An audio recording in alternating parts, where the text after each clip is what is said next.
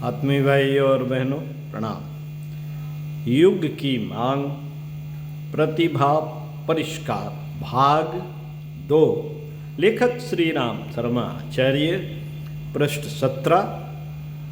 आत्मबल ही सर्वोपरि। आपको पढ़कर सुनाते हैं, आइए सुनते हैं।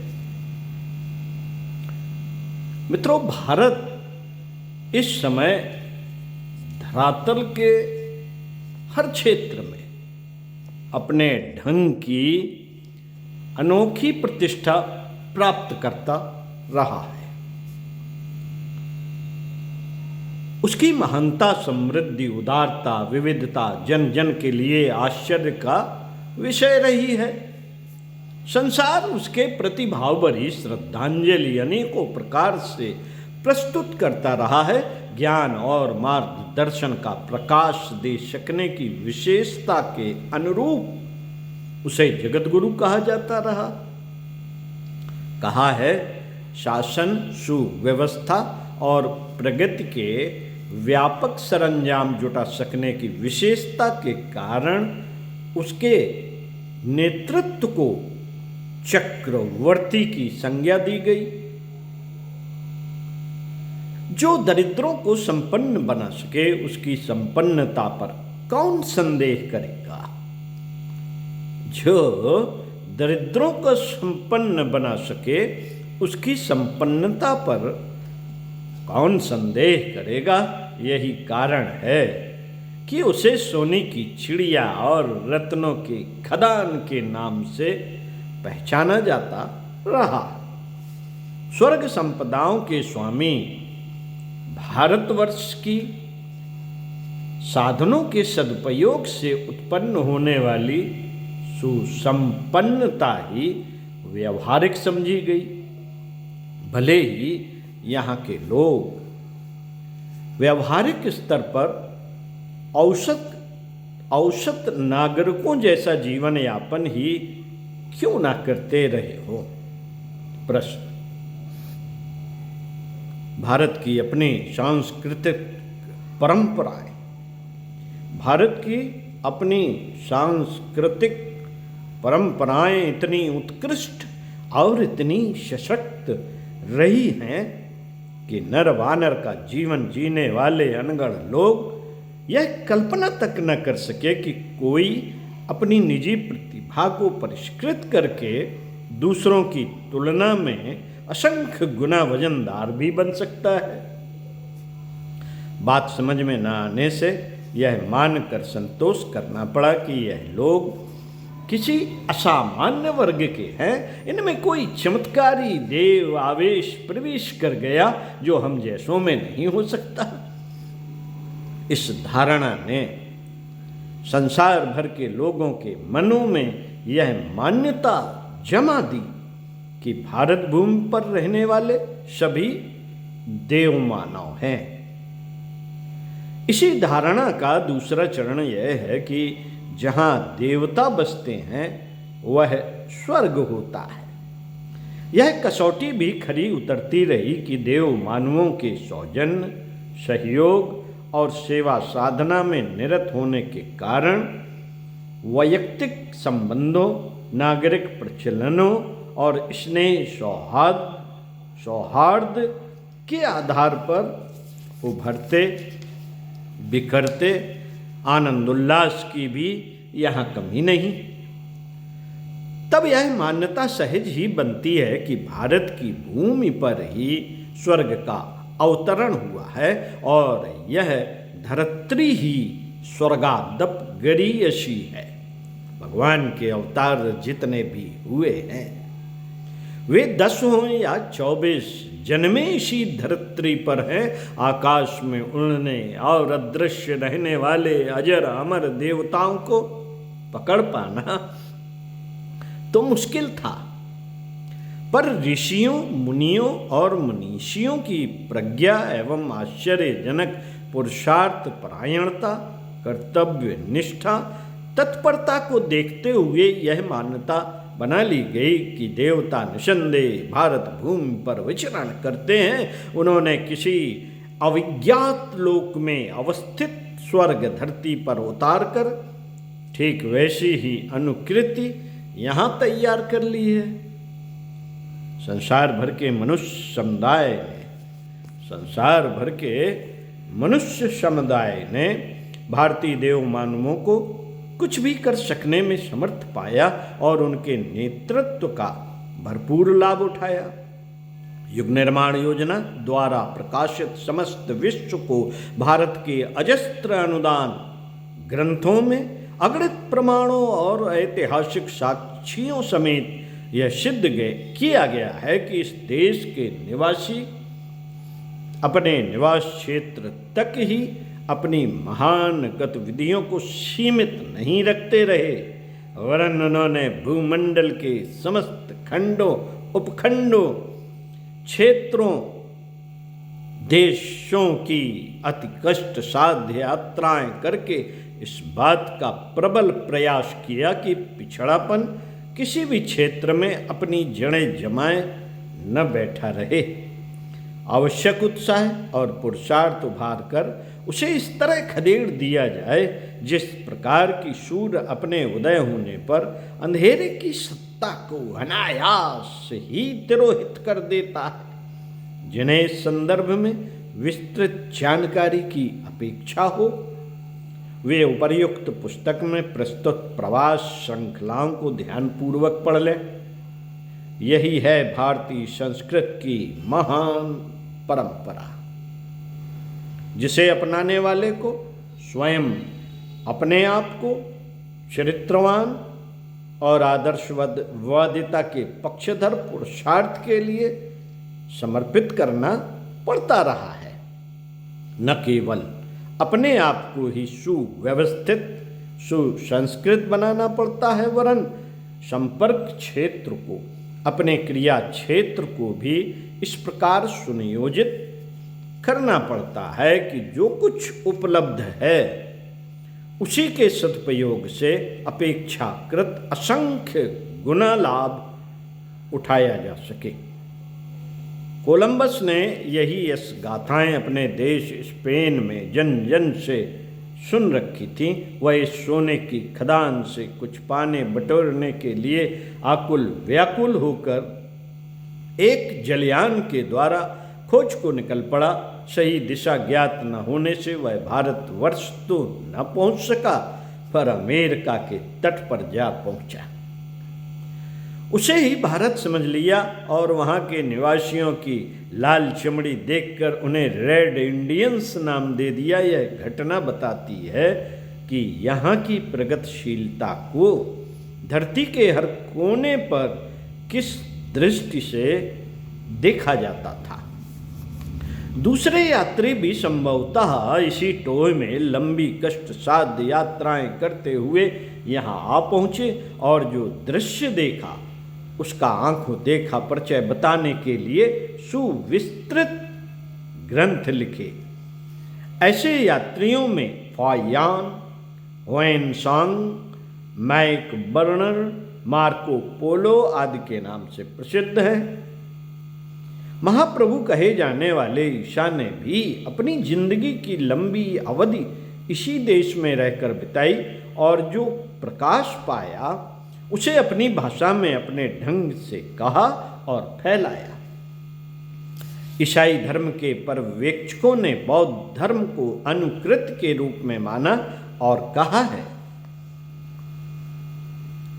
यह सिलसिला लंबी अवधि से चलता रहा है। पाल ब्रंटन भारत में चमत्कारों को खोजने आए। उन्होंने अपने अनुभवों के आधार पर आश्चर्यचकित करने वाला साहित्य प्रकाशित किया है। फ्रांस की श्री माँ इसी उद्देश्य से भारत आई और वे अरविंद आश्रम की अविच्छिन्न सदस्य बनकर यहीं रह गईं।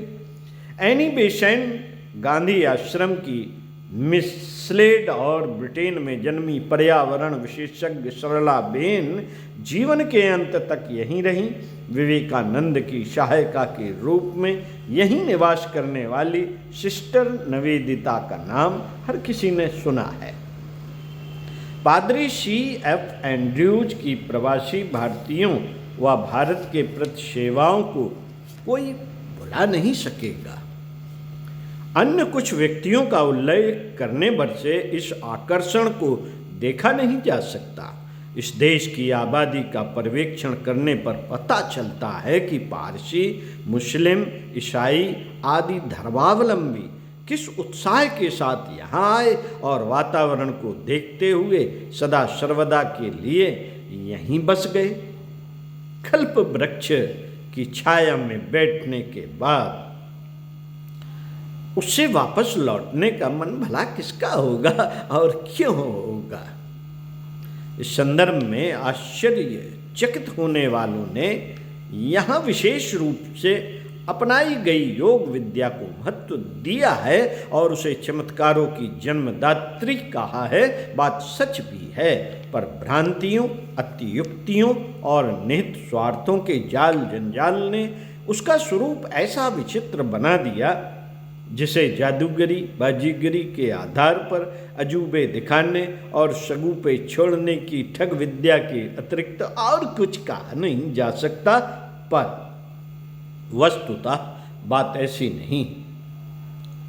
योग एक अत्यंत उच्च कोटि की विज्ञान सम्मत विद्या है जिसे दो तथ्यों पर आधारित माना जा सकता है। इनमें से एक है तपश्चर्या, जिसका बोलचाल की भाषा में अर्थ होता है संयम अपनाना, अनुशासित रहना और लक्ष्य प्राप्ति के लिए तितिक्षा के रूप में कष्टसाध्य परिस्थितियों का सामना करने के लिए अपने को अभ्यस्त बनाना। इसी उद्देश्य की पूर्ति के लिए कई प्रकार के विधि विधान, कर्मकांड, व्रत उपवासों, पदयात्राओं आदि के विधान है, पर उन्हें साधना मात्र ही माना जा सकता है, साध्य नहीं। साध्य तो व्यक्तित्व में प्रामाणिकता, प्रखरता और शालीनता का ऐसा समावेश करना है जो आकर्षणों और दबावों के आगे डगमगाए नहीं, आन पर अड़ा रहे, अनीत का सहगामी या सहयोगी बनने से साफ इनकार कर दे, फिर भले ही इसके बदले आताताइयों का कितना रोष, आक्रमण, आतंक सहन करना पड़े। ऐसी मनः स्थिति को परिपक्व करने के लिए ही तपश्चर्या नाम से जान पड़ने वाले अनेक कर्मकांडों की गणना होती रहती है। आश्चर्य इसी बात का है कि लोग लक्ष्य को भूलकर कर्मकांडों की पूर्ति भर करते हैं और आशा लगाते हैं कि इन्हें इन करतूतों के सहारे ही सिद्ध पुरुष बनने का अवसर मिल जाएगा। तपश्चर्या का दूसरा पक्ष है योग साधना। तपश्चर्याएं शरीर प्रधान होती हैं और योग मन को अवांछनीयताओं से मुक्ति दिलाकर आत्मविस्तार की परद में प्रवेश करने को कहता है। आत्मविस्तार की परद में प्रवेश करने को कहता है। इसे और भी अधिक स्पष्ट और सरल रूप से समझना हो तो यूँ कहा जा सकता है कि अपने कार्यक्षेत्र, स्वभाव, अभ्यास, दृष्टिकोण एवं क्रियाकलाप को ऐसा बनाना जिसमें सुनियोजित व्यवस्था उपक्रम के अतिरिक्त और कुछ दिख ही ना पड़े। मनुष्यों को यही सोचना और यही करना होता है। वे अव्यवस्था जन्य दुष्प्रवृत्तियों को लोहार की तरह घन बजाकर सीधी करते हैं और उपेक्षित धातु खंडों की गलाई ढलाई करके उन्हें अति महत्वपूर्ण उपकरणों का स्वरूप प्रदान करते हैं। इसके लिए प्राणायाम, जप, प्रत्याहार, धारणा, ध्यान, समाधि आदि कई प्रकार के मार्ग अपनाए जाते हैं। ज्ञान योग, भक्ति योग और कर्मयोग की एक परपाटी भी इसी निमित्त विनिर्मित हुई। अनुष्ठान, पुरस्चरण, व्रत धारण आदि का निर्धारण भी इसी निमित्त हुआ। इतने पर भी यदि इन सब चित्र विचित्र कर्मकांडों के पीछे छिपा अंतःकरण का विस्तृतीकरण ध्यान में नहीं है तो समझना चाहिए कि उसे बच्चों की खिलवाड़ से और अधिक कुछ भी नहीं कहा जा सकेगा। ऐसा उसका कोई प्रतिफल भी उपलब्ध नहीं होगा जिससे किसी में योग स्तर की दिव्य क्षमताएं दृष्टिगोचर हो सकें। भ्रम जंजाल में भटकने वालों की इस दुनिया में कमी नहीं, पर वे समय गंवाते, ठोकरें खाते और निराश रहने के अतिरिक्त और कुछ पाते कहाँ पाते देखे जाते हैं। लोगों के समक्ष वे अपने संबंध में बिना सिर पैर की शेखी भले ही बगाड़ते रहे। जिस योग विद्या के कारण भारत कभी स्वर्ग की समानता करने लगा था, वह वस्तुतः व्यक्तित्व में सन्निहित प्रत्यक्ष और अप्रत्यक्ष क्षमताओं का ऐसा विकास ही था जो मानवीय काया में कण कण को प्रतिभा से सुसंपन्न, शरीर को ओजस्वी, मन को तेजस्वी और अंतःकरण को ब्रह्म वर्चस्व से अभिभूत बनाने में अपनी यथार्थता का प्रत्यक्ष प्रमाण नगद धर्म की तरह हाथों हाथ प्रस्तुत करता था। कहने का तात्पर्य यह है कि योग साधना के लिए साधारण रहन सहन छोड़कर चित्र विचित्र परिधान धारण करें, यह बिल्कुल भी आवश्यक नहीं, बिल्कुल भी आवश्यक नहीं। इंग्लैंड सरकार के आदेश पर वायसराय ने गांधी जी को मिलने के लिए बुलावा भेजा था। उपयोगी वार्तालाप भी हुआ, पर वायसराय ने इंग्लैंड के प्रधानमंत्री की वह बात पूरी तरह ध्यान में रखी कि गांधी की आंखों में आंखें डालकर न देखें। वे जादूगर हैं, जिस पर नजर गड़ाते हैं उसी को वशीभूत कर लेते हैं। मान्यता सर्वथा झूठी नहीं थी। जब असहयोग आंदोलन शुरू हुआ तो इंग्लैंड कहा करता था कि दबाव उसी सीमा तक दिया जाए जिससे गांधी फूट ना पड़े। यह 92 पाउंड का बम का गोला यदि फट पड़ा तो ब्रिटिश प्रशासन का कहीं यता पता भी न चलेगा। गोलमेज कॉन्फ्रेंस में गांधी जी इंग्लैंड गए और भी अनेक लोग उस समारोह में थे, पर शासक पक्ष के वरिष्ठ अधिकारी की आंखें गांधी पर ही टिकी रहीं। सबकी यही उत्सुकता बनी रही कि यह व्यक्ति आखिर कहता क्या है। उनके एक एक शब्द को नापा तौला गया। जो परिणाम सामने आए उनसे यही निष्कर्ष निकला कि गांधी जी पूरी तरह जीत कर वापस लौटे। योगी वर्ग में एक नाम विनोबा का भी है, जिसने आराम हराम है के मंत्र को अपनी जीवनचर्या के हर कण में समा लिया था। उन्होंने बड़ी योजनाएं बनाई और उनकी व्यवहारिकता अभीष्ट सफलता के सहारे सिद्ध कर दिखाई। महान आंदोलन के जन्मदाता किस प्रकार कोटि कोटि लोगों पर हावी हो गए, इन्हीं दशाब्दियों के इतिहास के पृष्ठों पर नजर डालकर इसकी गाथाओं के उदाहरणों का ढेर सामने खड़ा देखा जा सकता है। लेनिन की आरंभिक निजी जिंदगी को जानने वाला कोई भी व्यक्ति यह आशा नहीं कर सकता था कि यह व्यक्ति अपने देश को इतनी आश्चर्यजनक ढंग से कुशासन से मुक्त करा लेगा, आधी दुनिया के विचारों पर हावी हो जाएगा और कितने ही देशों में साम्यवादी शासन का प्रचलन कर सकने में सफल होगा। बैडन पावेल का स्काउट आंदोलन अपने समय की देन है। दास दासी प्रथा से लेकर जमींदारों की तानाशाही के अभेद दिखने वाले किले कुछ तपस्वियों की प्रबल चेतना के आधार पर ही विस्मार किए जा सके। कुछ दिनों पूर्व तक कोई यह कल्पना तक नहीं करता था कि यह संभव हो सकेगा।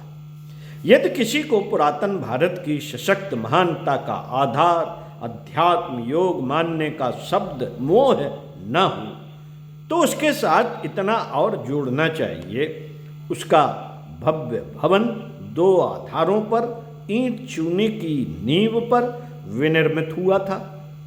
उनमें से एक था तप, अर्थात व्यक्तित्व को उच्च स्तरीय साहसिकता से भरा पूरा प्रतिभा संपन्न बनाना, और दूसरा सुव्यवस्था बना सकने की प्रवीणता का प्रतिनिधित्व कर सकने वाले कौशल का पक्षधर दृष्टिकोण परिमार्जित करना। इन दोनों के लिए यदि चरम स्तर पर प्रयत्न बन पड़े तो समझना चाहिए कि अध्यात्म योग का वास्तविक अर्थ समझ लिया गया। उस स्तर की प्रगति ही इन सफलताओं को प्रस्तुत करती है जिन्हें रिद्ध सिद्धियों के नाम से जाना जाता है। वे किसी पर आसमान से पुष्प वर्षा होने की तरह बरसती नहीं। दक्षिणमुखी प्रवाह मोड़ते मरोड़ते गंगा को पूर्व की ओर बहने के लिए बाधित करने वाले तपस्वी भागीरथ की कथा गाथा प्रसिद्ध है। उन्हीं को भागीरथी का पिता कहलाने का श्रेय प्राप्त है। ऐसा ही एक प्रयास अनुसुईया ने चित्रकूट के समीप मंदाकिनी को अभीष्ट दिशा में ले जाने का किया था। कहते तो यहाँ तक हैं कि उनके तेजस से प्रभावित होकर ब्रह्मा विष्णु महेश तक बालक बनकर अनुशासन पालन करने के लिए विवश हुए थे। पांडवों के छोटे से समुदाय ने कौरवों की विशाल सेना को परास्त करके रख दिया था। इस अद्भुत सफलता के पीछे योगेश्वर कृष्ण की योजनाबद्ध रणनीति काम कर रही थी। वे ही रथ के घोड़े चला रहे थे। हनुमान के पर्वत उखाड़ लाने जैसे पराक्रम के पीछे उनकी प्रत्यक्ष नहीं परोक्ष शक्ति ही काम कर रही थी। वही जामवंत के उद्बोधन रूप में लगी और लंका दहन में महत्वपूर्ण भूमिका संपन्न करने में सफल हुई थी। प्रत्यक्षता तो वे सुग्रीव की सेवा में निरत अपने भगोड़े मालिक की सेवा चाकरी भर में लगे थे। परशुराम के कुलाड़े और अर्जुन के गांडीव की शक्ति सुनने वालों तक को रोमांचित करती है। राजा छत्रसाल जब आक्रमणकारियों से लड़ने में भारी आर्थिक कठिनाइयों में फंस गए थे, तब वे अपने गुरु प्राणनाथ महाप्रभु के पास पहुँचे थे। उन्होंने वरदान दिया कि संध्या होने तक घोड़े पर बैठकर जितने क्षेत्र का चक्कर लगाओगे उतने क्षेत्र की भूमि में रत्न मिलने लगेंगे। राजा छत्रसाल ने वैसा ही किया। बात सच निकली और उनकी आर्थिक कठिनाई दूर हो गई। विवेकानंद द्वारा संसार भर में भारतीय संस्कृत की पताका फहराने के मूल में उनके समर्थ गुरु रामकृष्ण परमहंस की दिव्य क्षमता काम करती रही थी। ऐसे ही अगणित प्रसंग हैं जिनसे प्रतीत होता है योग तप जैसे उपचारों की प्रतिभा संवर्धन हेतु अपने भीतर से ही जगाया व उभारा जाता है। उसका लाभ स्वयं भी उठाया जा सकता है तथा अन्यों को भी दिया जा सकता है। पंडित श्री राम शर्मा आचार्य। ओम शांति। साथियों, सुनते रहिए कुछ अच्छा और पढ़ते रहिए कुछ अच्छा। ये भी एक तप है। तो मिलते हैं आपसे अगले वीडियो में इसी पुस्तक के पृष्ठ 25 से।